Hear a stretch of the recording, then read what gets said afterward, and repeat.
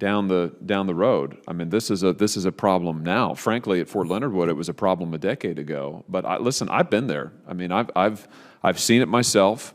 I've talked to the service members myself. I've been in their houses. I've been in their kitchens. I've looked at their bathrooms where there's mold growing. I've seen that they don't have places for their kids. I've seen the substandard living conditions, and it just isn't acceptable, General. You know what? I promised those service members that I'd be a royal pain in the you-know-what until something changed. So I'm keeping that commitment, and I'm going to continue it until something changes. And frankly, I've heard this now it's going on 2 years. I've only been in the Senate 3, but I've heard it continuously that, well, we'll get to it, we'll get to it, we'll get to it. Well, at Fort Leonard Wood, we haven't gotten to it. And I bet, if we went around the table here, I bet that the other members of the subcommittee would have the same situation in their state. So, is the military prioritizing paperwork over people?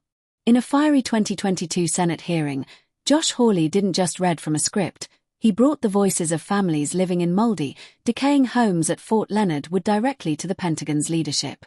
From the housing crisis to a bizarre controversy over pronoun bans in Guam, Hawley demands to know how woke policies and crumbling infrastructure are helping military lethality. We're breaking down the testimony and the massive 2026 Mold Act that finally grew out of this battle. I have spoken repeatedly with the Secretary of the Army about replacing aging homes at Fort Leonard Wood in my home state. And there is no doubt in my mind that service members deserve better than they are getting right now. I was just there a few weeks ago. I toured the homes myself. I spoke to residents. I spoke to spouses. I spoke to children who lived in the homes. These homes need to be replaced. What concerns me is the Army doesn't seem to have a plan to replace this aging housing stock. So let me just ask you this. In your opinion, how does the availability or maybe lack of availability of quality military housing for service members and their families affect recruiting and retention? Senator Hawley, good afternoon.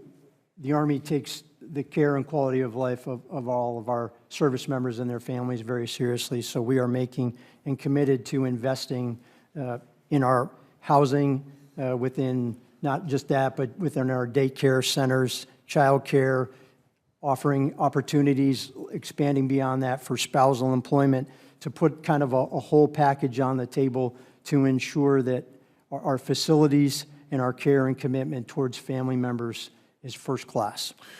You say a whole package. When will we be seeing this package? Senator, we continue to work on it, and I can take that question for the record, please. Well, that's fine. I mean, but let me just say again, for the record, I've said this in the full committee, I'll say it again here, that I think we're past the point of continuing to kick this down the road. I mean, this is a problem now. Frankly, at Fort Leonard Wood, it was a problem a decade ago. But listen, I've been there. I mean, I've seen it myself. I've talked to the service members myself. I've been in their houses. I've been in their kitchens. I've looked at their bathrooms where there's mold growing. I've seen that they don't have places for their kids. I've seen the substandard living conditions, and it just isn't acceptable, General. You know what? I promised those service members that I'd be a royal pain in the you-know-what until something changed. So I'm keeping that commitment, and I'm going to continue it until something changes. And frankly, I've heard this now it's going on 2 years. I've only been in the Senate 3, but I've heard it continuously that, well, we'll get to it, we'll get to it, we'll get to it. Well, at Fort Leonard Wood, we haven't gotten to it. And I bet, if we went around the table here, I bet that the other members of the subcommittee would have the same situation in their state. So I'll give you the question for the record, but I just want to put on notice again, and you can take this back, that I want to see some progress on this, and I want to see it soon. And what I don't want to see are any more commitments from the Army that they're going to spend X number of dollars. This happened last year. We're going to commit X number of dollars to Fort Leonard Wood, and then as it turns out, $0 were spent on housing. I'm still ticked off about that. And I don't want to see it happen again, and I want to see progress made. So that's my piece. I think you understand where I'm coming from. General Miller, let me come to you. Can you help me with something here? Andersen Air Force Base, I understand. This is in Guam, of course. Leaders there recently received an official email that prohibited them from using pronouns or descriptors like he, she, youngest, oldest, male, or female.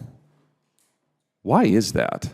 I mean, what's going on?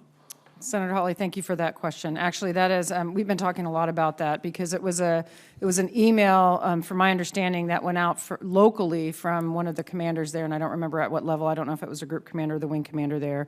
I believe that it was a Facebook post that went out based on a question.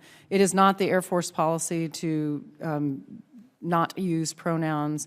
And so I think it was a social media, exacerbated by individuals that said that they were directed for that. Okay, good. Well, I think that's progress. So you're saying, I'm looking at a news article here published August 31, 2022, saying that PACAF has sent this letter around. Leaders of the base are instructed, do not use pronouns, age, race, etc.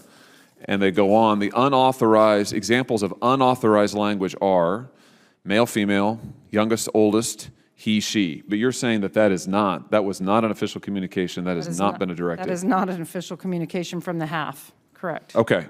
And so your position to me is today that is not policy, and that they have not been so instructed. That is correct. This is that social is not media policy. kerfuffle. I mean, this is not real. It's not happening. I don't know if it's not happening, but it is not an official policy from the Department of the Air Force. Okay. I ask because part of the way it's been reported is that the rationale is to help with lethality and also recruiting. And it was curious as heck how not using he, she can help with lethality and how it's helping with recruiting. But I take your word for it that this is not policy, and that satisfies me. So thank you. Thank you, Madam Chair. In this hearing, Senator Hawley utilizes his royal pain strategy, a persona he adopted after visiting Fort Leonard Wood in August 2022. He frames the issue not as a budgetary shortfall, but as a commitment failure. The $0 scandal. Hawley points out a specific instance where the Army promised millions for housing but spent zero. This serves as his exhibitor for why he blocks nominees, using his legislative power to force a whole package solution for mold and lead issues. The 2026 Mold Act connection. As of January 2026, the Military Occupancy Living Defense (MOLD) Act has been introduced in the Senate. This legislation directly addresses Hawley's 2022 concerns by establishing enforceable humidity standards and 24/7 complaint hotlines. Approximately 700,000 service members are currently estimated to be affected by these conditions. The Andersen AFB pronoun controversy.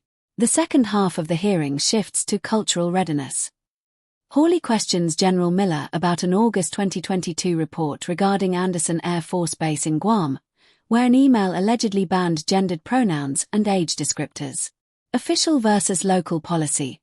General Miller's defense that it was a local social media kerfuffle and not official Air Force policy highlights a growing divide between Pentagon directives and local command interpretations. 2025-2026 reversals. In April 2025, the Air Force officially rescinded various pronoun restrictions to comply with the 2024 NDAA, which prohibits the Defense Secretary from either requiring or prohibiting personal pronouns. This remains a flashpoint in 2026 as the military balances inclusivity with traditional unit cohesion. Recruitment and the propensity to serve. The underlying theme of the entire hearing is the 2022 to 2023 recruitment crisis. Statistical impact. Data from 2024 to 2025 shows that while the Navy and Army met their 100% goals in FY 2025, the propensity to serve among youth remains down nearly 40% compared to 2017. Housing as a deterrent. 2026 survey data shows that 72% of non-recruits cite safety and quality of life as primary deterrents. Hawley's argument, that you can't recruit new soldiers if you can't house the ones you have, is now the consensus view in the 2026 defense budget.